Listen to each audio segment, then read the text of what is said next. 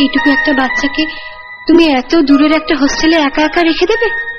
কি করবো বলো, বিয়ে করেছি, কোথায় একটু আনন্দ ফুর্তি করে কাটাবো তা নয়, এই হারামজাদাটাকে আমাকে ট্যাঁকে নিয়ে নিয়ে ঘুরতে হবে। তাই বলে তুমি ভাবতে পারবে না দিদি, ও এমন একটা জায়গায় আমাকে মা বলে ডেকে ওঠে না যে লজ্জায় আমার মাথা কাটা যায়। ও তোমাকে মা বলে ডাকলে তোমার লজ্জা করে? করবে না? দাঁড়াও, শনিটাকে রেখে আসি। আমি একটু কথা বলবো অনু। যা বলার তাড়াতাড়ি বলো।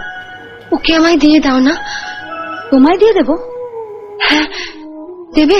ওকে কাঁধ থেকে নামাতে পারলে তুমি বেঁচে যেতাম, কিন্তু তোমাকে দেওয়া মানে তো এ বাড়িতেই থেকে যাবে। তারপর যখন তখন আমার ঘরে ঢুকে যার তার সামনে আমাকে মামা বলে ডেকে উঠবে।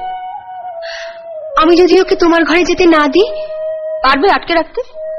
হ্যাঁ পারবো। ও আর কোনোদিন তোমাকে লোকের সামনে মা ডেকে অপদস্থ করবে না। দাঁড়াও, তোমার ঠাকুরপোকে একবার বলে দেখি। আপদটাকে তাহলে দিয়ে দিই, কি বলো? হ্যাঁ, তবে এমনি দিও না, ও একটা শর্ত করে নেবে। বলো কি শর্ত? 1, ও আমাকে মা বলে ডাকবে না। 2, আমার ঘরে ও একদম ঢুকবে না। 3, ওর অসুখ বিসুখ করলে সব দায়িত্ব তোমাদের, আমাকে একদম ডাকবে না। ওর পিছনে একটা টাকাও আমরা খরচ করতে পারবো না। ঠিক আছে, তোমরা নিশ্চিন্তে হনিমুন সেরে এসো। ফিরে এসে দেখবে রাহুল তোমাকে একদম ভুলে গেছে। উফ, এটা যদি করতে পারো না দিদি। আসি দিদি। মেজো বৌদি বলে গেল তুমি নাকি রাহুলকে বরাবরের জন্য নিয়ে নিয়েছো। হ্যাঁ, বল তো রাহুল, আমি তোর কে হই? মা না না না না, বড় মা। যা, আমরা তো গেলাম, ছেলেকে পেয়ে তুমি তো আমাকে আর ছোটদাকে ভুলেই যাবে। দুর্বোকা, শুনলে না?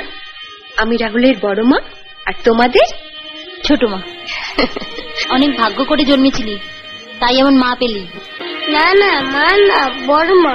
চল রাহুল, তুমি ওকে নিয়ে রান্নাঘরে ঢুকবে নাকি? হ্যাঁ, ওকে একদম কাজ ছাড়া করবো না, আঁচল দিয়ে বেঁধে রাখবো। তুমি একটু তোমার দাদাকে টেলিফোন করে দিও তো, যেন অফিস থেকে ফেরার পথে রাহুলের জন্য কয়েকটা খেলনা নিয়ে আসে।